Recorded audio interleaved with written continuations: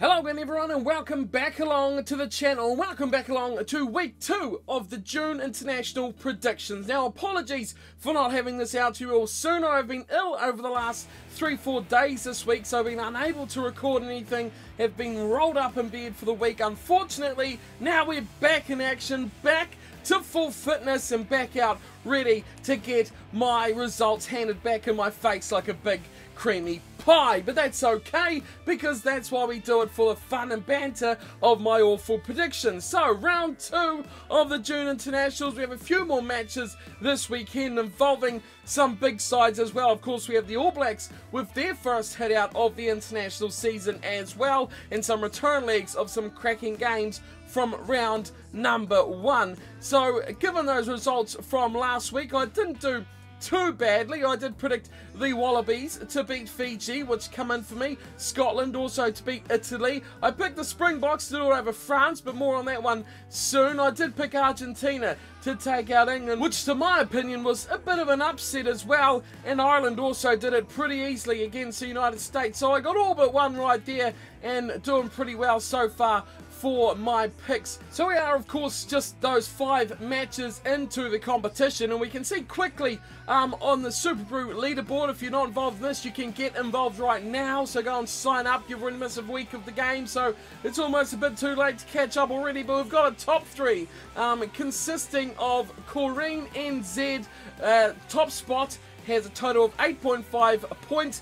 Equal top though is Dribbles sitting second with another 8.5 points, and then it is a 3-way tie for third with B Nichols, Smarty Highlanders fan I think that is, and Waka Sadua, a name familiar on the channel with his pick. So that is your top 3, doing well but still very early days, not too many games to get it right. Unfortunately, my one wrong pick did do me quite badly throughout the weekend, so I'm quite a wee way down on this one. But revenge is coming this weekend in these matches, which we're going to have a look at quickly now, kicking things off with the first match, which is a double header almost, and that one is coming between Tonga and Wales. Now, seeing as I'm only just finally getting to record these the day of these first couple of matches, I won't go into too much detail about these ones, although one of them is one of the big ones for my perspective this weekend. We're going to have a quick look at these opening couple of matches Friday night, so still a few hours away from when I record this, but by the time you guys probably will see this,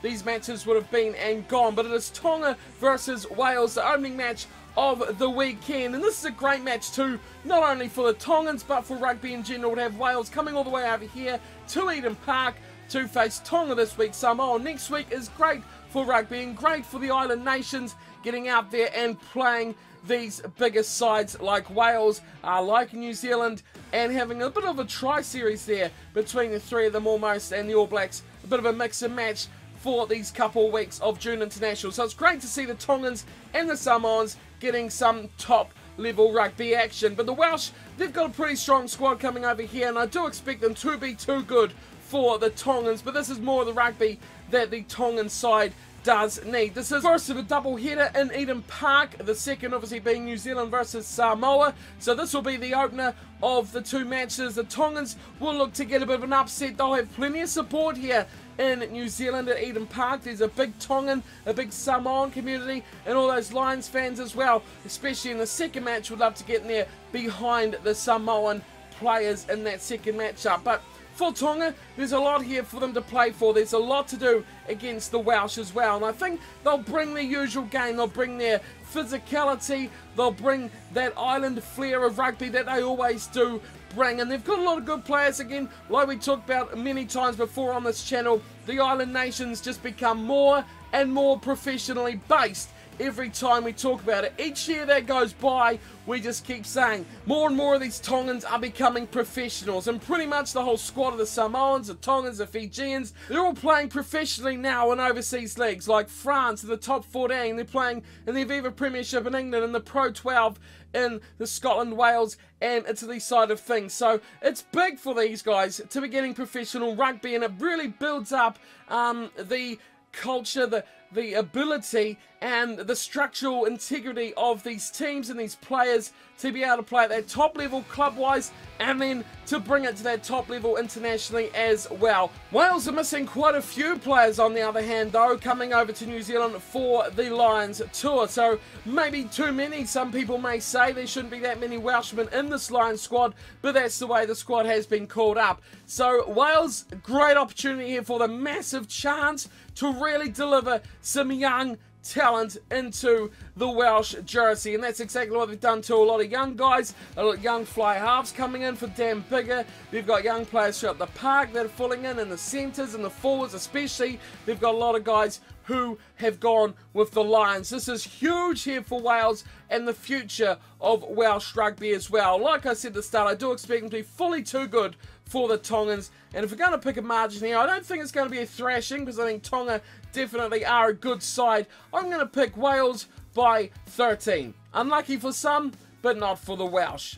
Right, second match of this double header. It's the big one, isn't it? It's New Zealand versus Samoa. The All Blacks in action for the first time this international season as well, and it's big for so many reasons. I think Lions fans out there will be wanting to watch this one to see just what level these All Blacks are on, because it's been all well and good for everyone to pay out how the Lions been playing, losing to SuperRugby sides and that sort of thing, but we haven't seen the All Blacks play yet, and if they don't put in a clinical display here against Samoa, there's going to be a lot of backlash here from Lions fans, from New Zealand fans saying maybe the All Blacks aren't cracked up to all they have saying that they are. They've got to perform here, and they need this game for more reasons than just that too. We know they're going to be rusty. We know they're going to need this time to gel as a unit. So this is huge for the All Blacks. But don't forget, Samoa are the other team involved in this game. They're not here just to be tackle bags. No way whatsoever. They have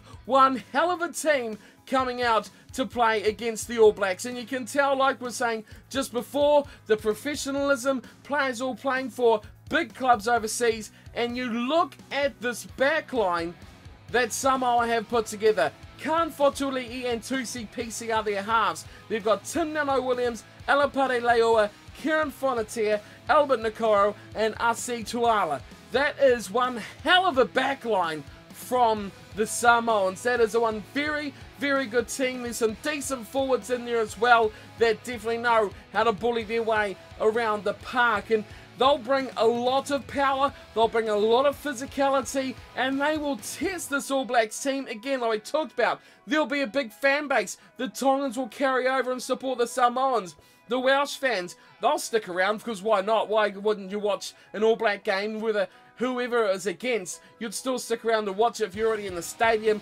They'll want to see the All Blacks lose because they'll be Lions fans. They'll want to be supporting the Samoans as well. So there's going to be huge support here for the Samoan side going into this game. And they're a team that can thrive on that support, on a bit of confidence, and a bit of continuity, and momentum is what makes this team even better. It takes them to the next level. So they're a big threat. I think they're really a big threat. If they get their game on, if they sort themselves out and play some good rugby, they could really put on a show. I do, however, expect the All Blacks to be too good for them in this match. It'll be rusty. The first 50-60 minutes will be pretty tight. I think the Samoans will get a lot of confidence out of that early period of the game, and they could find themselves in the match with the last quarter to still go. But that's where the All Blacks ultimately come into their own. The bench will take it up another level, whereas the Samoans probably can't bring that same level of intensity off their bench that the All Blacks can. So that will be where the game is won and lost. I do think the All Blacks will be thoroughly tested, and I'm only picking them to win this one by 16 points. So I think it might be a bit close. I'm doing my SuperBru picks for this weekend right now, so you can follow along and copy me if you want as well. So that's only 2 games done and dusted. Of course, they'll probably be over by the time you're watching this, but alas, you can still tune in to see what I think, and then give me some shit for how wrong I was. Okay, third match of the weekend, it is ANZ Stadium in Suva. Fiji, back at home, back where they love to be. This will be a packed house, I expect. It's Fiji versus Italy. Fiji means rugby. These guys love rugby. All the island nations love rugby as well, but Fiji, boy, it is their blood. it is what runs through their veins. They've got a match up here against Italy. Now, we've seen them last weekend against the Wallabies, against Australia, and I thought for periods they looked pretty good in that matchup. Australia did shut them out for a good portion of the match, but then when they finally broke through, they did so with quite some conviction. They did a couple of times as well, and they actually made themselves get a bit of respect out of that match at the final whistle at least. I think they're going to be a tough nut to crack at home in Suva as well. So this is going to be a real interesting one for Italy, because they are travelling, they're the away team. Of course, they haven't had the greatest year. Their Six Nations form was pretty poor. They had that one really groundbreaking sort of game where they tossed the tactics on their head with their really good interpretation of laws to change how the things worked around the breakdown and around the ruck. That hasn't been seen again. I don't think they're going to pull that out against a team like Fiji. They'll want to beat them the old-fashioned way. But I think Fiji are really going to be up for this, because this is a game that the Fijians could and should probably win as well. And for that, I am going to actually pick the Fijians to win it. I think they're going to have something over the Italians here. Their physicality, they're going to get over top of them, and they're going to get some dominance there in that side of the game. The forward pack battle is going to be a really interesting one. That is where Italy could own this game, but we know Fiji, these island teams, doesn't matter whether they're going forward or backwards, they play with that flair. They play with that passion and that belief that they can score tries anywhere, anytime, any place. Just give me the ball, I'll score your try. That is how they play, and that is why their style of rugby is so popular to watch as well. So I'm picking the Fijians. Call me crazy, but I'm doing it right now. Clickety click, Fiji by 3. Put your bank on it. That is going to happen. Italy may win it up front, but they just won't have that flair and ability out wide to do it against the Fijians. Going to be a great match though. I'm looking forward to how that one will play out. Right. Next up, we're back to Australia. The Wallabies are up against Scotland. Yes, that is right. Australia versus Scotland. Now, this one has been watched and kind of monitored as time's gone on as one to watch, really, for these two sides. Last time we seen Scotland and Australia, it was epic encounters. To be fair, I think it's the last 2 or 3 times that these sides have clashed, have been pretty big matches. Now, Scotland seem to have this uncanny ability to really turn up the heat when they come up against the Wallabies. In Australia, well, we know they're not their strongest, and I think they're weaker than last time these two sides met as well, which was close then, and this is going to be a cracker of a game. Scotland, of course, missing a couple of key players, the likes of Hogg, Laidlaw, probably the biggest. Tommy Seymour, I think they could probably cope without him. They have plenty of players in depth on the wing that they could easily call up in his place, so it's going to be the big one is Hogg. He is really a leader. Laidlaw is a great commander of that backline as well. So they're 2 men that they will thoroughly miss from this. But Australia, boy, they have something to prove, don't they? They beat Fiji last week. Sure, they did it 37-14. I mean, that's not convincing by any stretch of the imagination. They were put under pressure by that Fijian team quite a few times as well. So this is going to be interesting for me. I'm actually going to go with the underdog. It seems to be a trend for me this week, but it's going to be Scotland who I'm going to pick to come up with this one by 8 points over Australia. Yep, I hope it happens, because it will be great for Scottish rugby, who is on a high at the moment. They are going to the skies. They are playing really well, good rugby, and they just keeps getting better and better and better. Their backline is getting more and more destructive. Their forward pack is getting stronger, it's getting more technical, and they're doing the job. We've seen in the Six Nations, they were much improved, and bar one bad result, they could have really been in the running for getting into those top places mixed up there. So a big test for them here on the road against a team like Australia. We've seen the Wallabies, they're not at their best. They've got a lot of change rounds going on. Where is their best team? I don't really know. Who plays best in which positions? That is still very much up in the air. There's a lot of players who, are they really there? Are they not really there? Are they going to be the long-term fixtures? They got Quade Cooper still coming through their team. Sure, he's still got a bit of his magic dust, but is it time to start thinking about the future of Australian rugby? We know they've had a few good under-20s going through their systems recently. Maybe it's time to start getting some of these guys in, getting some experience going through. Something needs to happen with these Australian sides to get them back up to the glory days of where they were, which would be just superb to finally see. So Wallabies, I'm picking to go down. Under 10 though, 8 points to Scotland with the win at Allianz Stadium. Should be a good game though, and I expect Scotland will put up a good fight regardless of the result.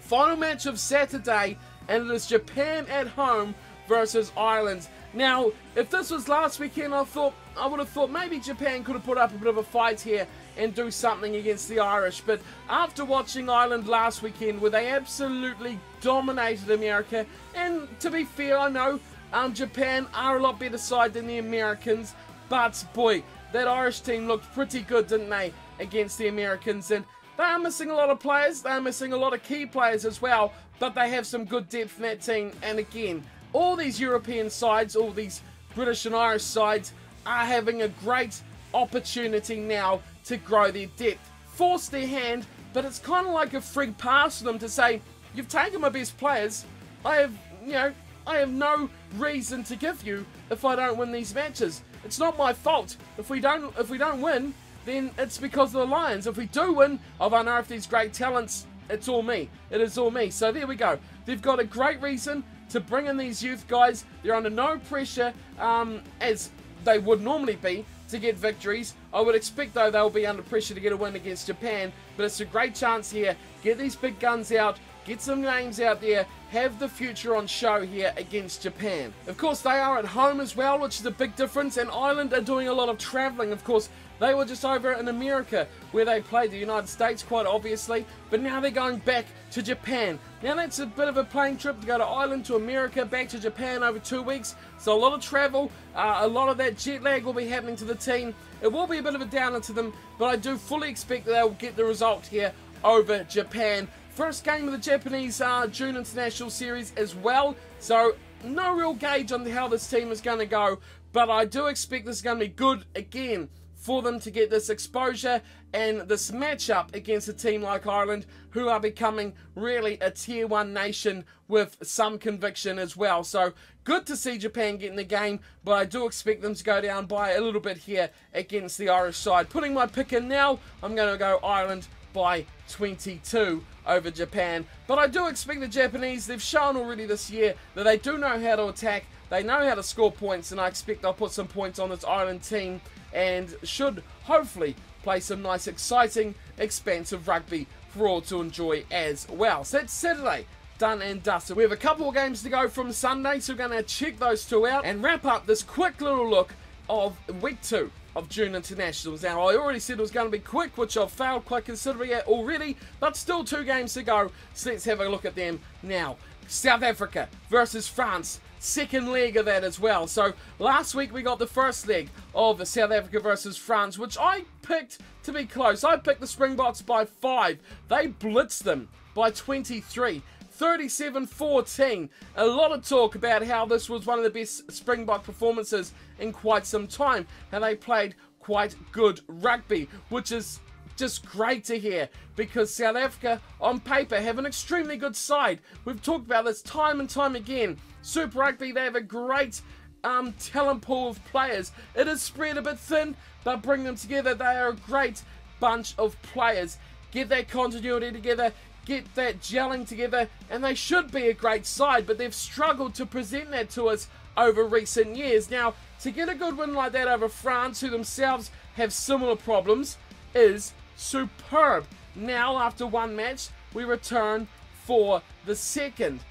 Can they do it 2 weeks in a row is the big question. I've seen the French have completely cleaned out their whole team and gone with something completely new, which is an interesting tactic for them to come away with. But will the Springboks do the same? Will they change anything? I think they should just stay as it is. Continue on with what they've got. Start to bring some fresh blood in. Keep that attacking tactics going. Try and build themselves for the future. Like we talked about in the week 1 preview, that's what these two teams need to do. France, they have a lot of talent. They have so much good talent out there. They're almost spoiled for choice, and they have such great depth. Yet again, like South Africa, great team on paper, run out onto the field, and they just can lose the plot completely. South Africa, they need to build on this. They need another big win, and I'm going to back them to do it as well, because I really, really need to see South Africa back returning to what they were. I would love to see France do the same, but this weekend, I'm afraid they're going to have to be sacrificed for the good of Springbok rugby. I'm going to back the Springboks to do it again. In fact, I'm going to back them to do it by more. South Africa by 25, because I just like these South African players, and I think they're really, really good players as well. Not saying France doesn't have great players, but I really want to see South Africa flourish. I really want to see them come of age again and become a world power of rugby. So I'm putting the Springboks up there, I'm putting them on the pedestal, and I hope that they're not going to fail me like they have done in the past. France, though, they are a dangerous, dangerous side. We know that all too well, but 2 games in a row, not often that they fall and choke that many times in a row, but we will soon find out this weekend. Springboks with a big win over France. That's probably the most interesting series, I think, so far of this whole June international period, is South Africa versus France. It's going to be a really, really good one as well. In the 3rd week, do we have a replay of that? Yeah, we do. So that one's going to Ellis Park in Johannesburg. So, you know, it could go 1-1. And we could have a really good thrilling series on our hands, but we will soon see what happens in matchup number 2. I do hope France get a little bit back though and make it for an interesting series. So I'm sitting on the fence there, but go the Springboks. That's all I have to say there. Argentina versus England, final match of the weekend, and I did pick the Argentinians last time, and credit and praise has to go to Eddie Jones and his band of young men who have pulled off a pretty impressive victory, it has to be said, over Argentina. He seems to be able to guide these Englishmen around to the best of their ability as well. And to get that win over Argentina when it looked like they were going to lose, a very, very late on try, just getting them over the line, I think that's going to hurt the Pumas as well. Very much going to hurt them, and especially at home. That was a big, big match that they would have really backed themselves to win as well. They would have loved to have seen that.